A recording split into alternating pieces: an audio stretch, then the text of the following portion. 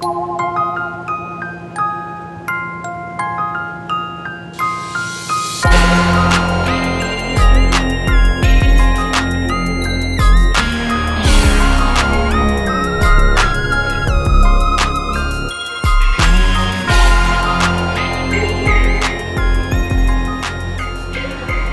l'été, c'est essentiellement la pose des collecteurs. Si on met les coupelles trop tôt, en fait, les coupelles salissent.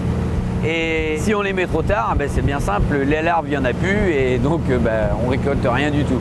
Donc on a vraiment à peu près, grosso modo, on a un petit mois quoi, pour tout poser.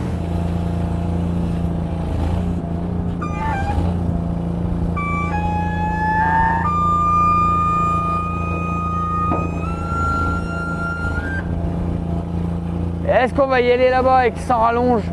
Sur l'ensemble des collecteurs qu'on met, on aura entre 10 et 5% des huîtres qu'on récupérera. Tout le reste va mourir dans la période de l'élevage, de 3 ans à 4 ans.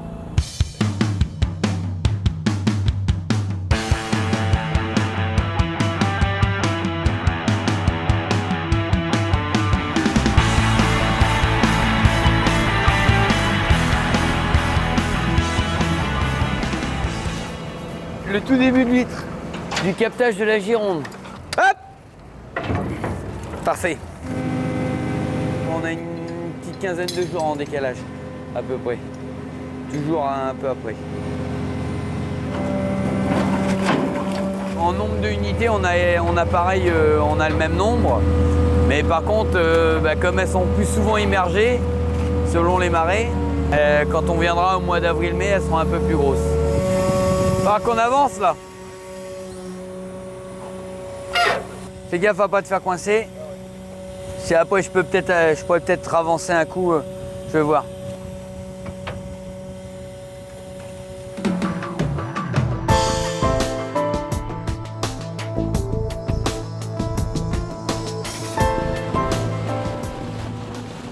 C'est la deuxième étape après la naissance de l'huître, après la pose des collecteurs. Et elles ont l'âge à peu près de 9 mois.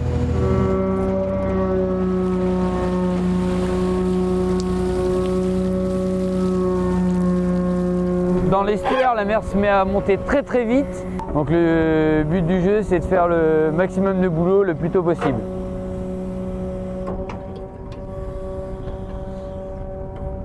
C'est bon?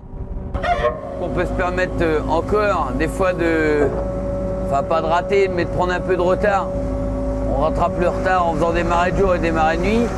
Mais cette étape-là, si on tape les coupelles, on gratte les coupelles trop tard, les huîtres se décollent quand elles commencent à grossir et après on n'a plus rien.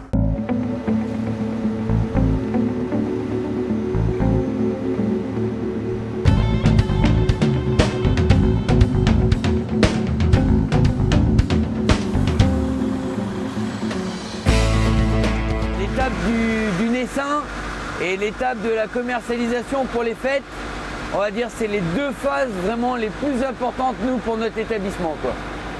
En plus c'est les deux phases complètement opposées, c'est d'abord la naissance avec le départ de notre élevage et l'autre côté l'expédition des fêtes de fin d'année. Tous les produits que je vends sont issus du captage naturel. Toutes les huîtres que je vends sont issues de mon élevage. Je ne fais pas de négoce. Voilà, donc c'est-à-dire ce que je vends aux consommateurs, je sais vraiment exactement les étapes par lesquelles elles sont passées, dans quel type de parc elles sont passées et où elles étaient. C'est vraiment joli. C'est un essaim qui est dur, qui est propre. Ouais, je suis vraiment content. Là.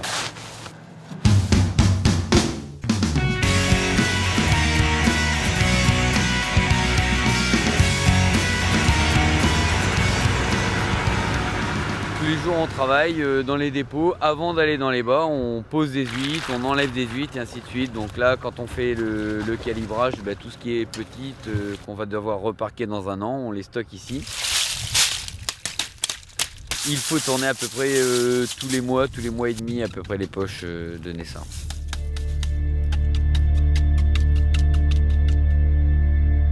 C'est une des dernières étapes de l'élevage final. C'est-à-dire on prend les huîtres qu'on a stockées tout au long de l'hiver, qu'on a recalibrées, remis selon les tailles. On les a mises dans les dépôts et là maintenant on les prend, on les charge et on les amène dans les parcs beaucoup plus bas où il y a une nourriture beaucoup plus abondante. Chose qu'on ne peut pas faire beaucoup plus tôt à cause du naissain de moule. Donc là on va sur un nouveau site, c'est le site de la Malconche, c'est un site qui est exceptionnel. Et normalement, si tout se passe bien, c'est des huîtres qu'on vendra en spécial, en qualité de spécial, avec un indice de chair qui est assez important. C'est du plancton qui vient du large, donc on a des eaux de très très bonne qualité qui sont à l'abri de toutes sources de pollution. Donc c'est pas négligeable à l'heure d'aujourd'hui.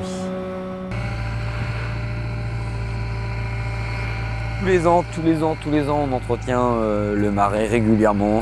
En période d'été, on assèche, on fait carreler, on fait graler. Et après, on commence à creuser dedans avec la pelleteuse, on refait les champs-bords. Et après, on remet en eau. C'est parti!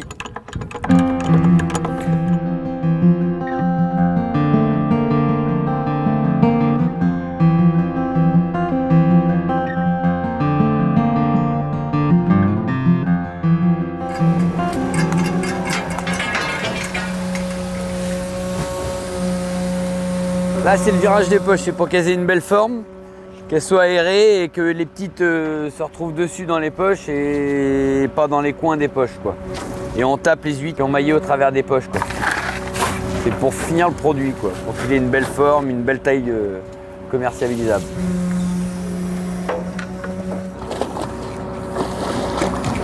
C'est spécial.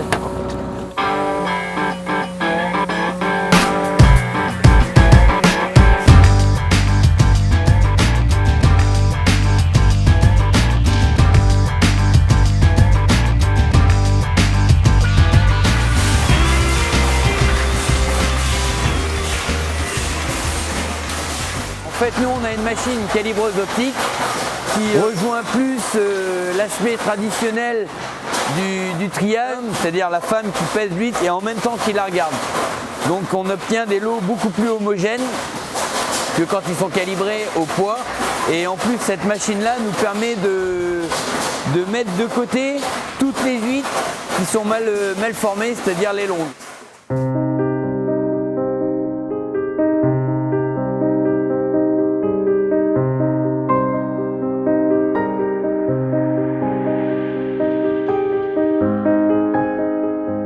Nous avons l'appellation marin-oléron,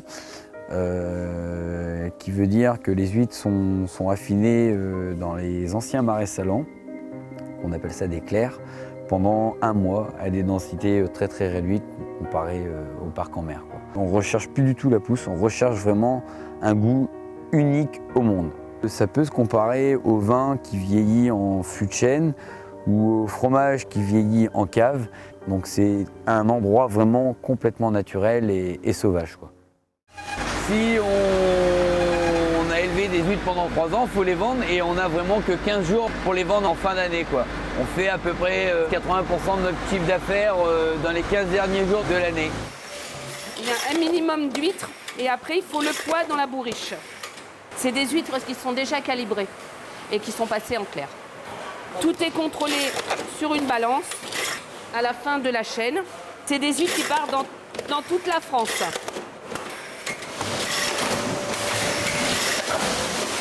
Tous les jours, on expédie, tous les jours.